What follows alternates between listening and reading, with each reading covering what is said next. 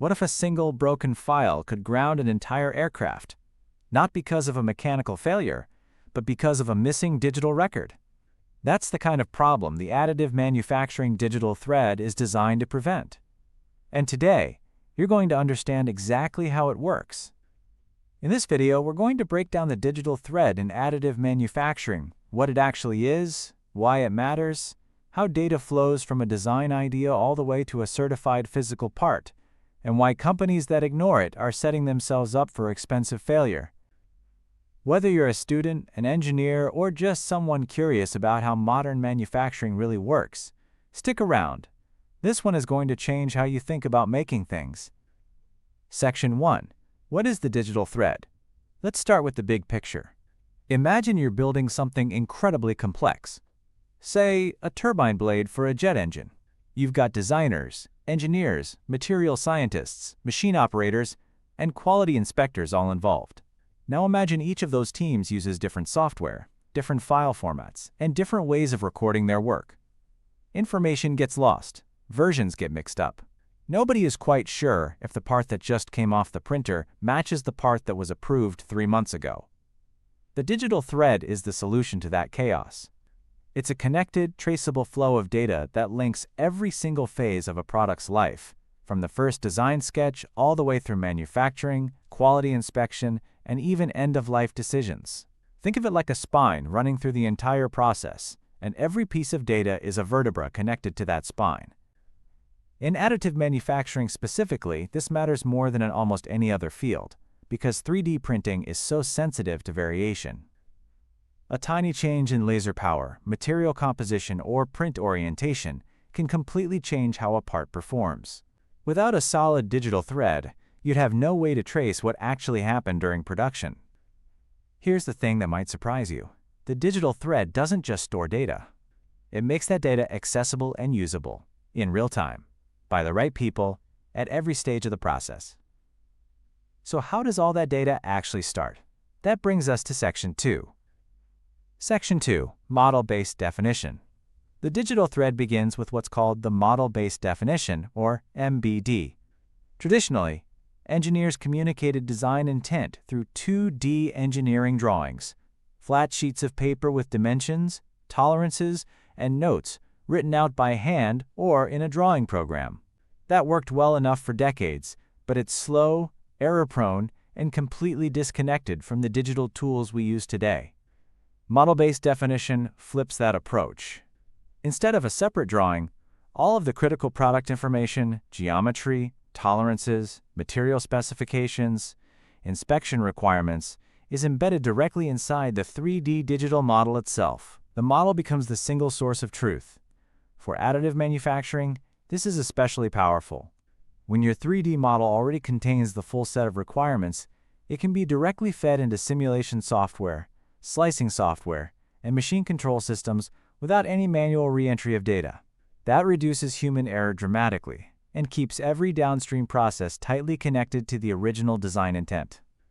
But a model sitting on someone's hard drive doesn't do much good. The question becomes, how does that model travel through an organization and stay reliable? That's where the next piece of the thread comes in.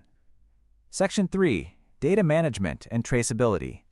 Think about how many versions of a file get created during a product development cycle. There are early concepts, revised concepts, approved designs, updated designs after testing, and then production-ready files. If you're not managing that carefully, it becomes a nightmare. Which version did we actually print? Was that the approved revision or an old draft? Data management systems, often called product lifecycle management or PLM systems, act as the organized backbone of the digital thread. They track every version of every file, log who made changes, when they were made, and why. In a regulated industry like aerospace or medical devices, this isn't optional. It's the law. Traceability in additive manufacturing goes even deeper than just file versions, though. It includes the raw material batch used for printing, the specific machine and its calibration status at the time of the build, the environmental conditions in the build chamber, and the exact print parameters applied. All of that data gets captured and linked to the specific part, and often to a specific serial number on that specific part. Why does this matter so much? Because if a part fails in service 5 years from now, you can go back and reconstruct exactly what happened during its entire manufacturing history. That's not just good practice. It's what makes certification possible in high-stakes industries. Now here's the part most people don't think about. What happens to all this data once the part is actually being made on the machine? Section 4. In-process monitoring and feedback. Modern additive manufacturing machines are equipped with sensors, cameras, photodetectors, thermal imaging systems. They're constantly watching what's happening inside the build chamber while a part is being printed. This is called in-process monitoring, and it's one of the most exciting frontiers in the entire field. All of that sensor data gets captured and becomes part of the digital thread. If the thermal camera detects an unusual temperature spike in one layer, that gets logged. If the melt pool looks different from what the model predicted, that anomaly is recorded. Machine learning algorithms are beginning to analyze this data in real time, flagging potential defects before the build is even finished. The feedback loop this creates is powerful. Over time, organizations can use this data to refine their process parameters, predict which builds are likely to have problems, and ultimately qualify new materials or geometries faster and with more confidence. This turns the manufacturing machine from a black box into a transparent, data-generating process that feeds directly back into the digital thread. And that accumulated data becomes an asset, one that gets more valuable over time. But how does all of this eventually get used to prove a part is actually good? That's the final section. Section 5. Quality and certification. Certification is where all the threads literally come together. When a regulatory body or a customer wants to know that a part is safe and meets its specifications, the digital thread is your evidence package. It's the complete, auditable record that starts with the approved design model and runs through every process step, every machine parameter, every inspection result. In additive manufacturing, qualification and certification have historically been long and expensive processes, partly because the data infrastructure simply didn't exist to support rapid approval. The digital thread is changing that. When your data is clean, connected, and traceable, you can demonstrate repeatability and process control in ways that weren't possible before. The digital thread also supports what's called as-built versus as-designed comparison. You can overlay the scanned geometry of the finished part against the original CAD model and quantify every deviation. That's an incredibly powerful quality tool. The organizations that invest in building a strong digital thread are the ones that will be able to certify new parts faster, respond to problems more quickly, and ultimately manufacture with a level of confidence that their competitors simply can't match.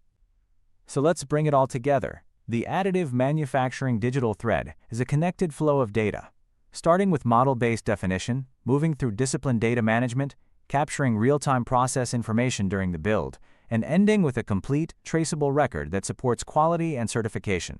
It's not just a technical concept, it's the foundation that makes additive manufacturing trustworthy and scalable in serious industries.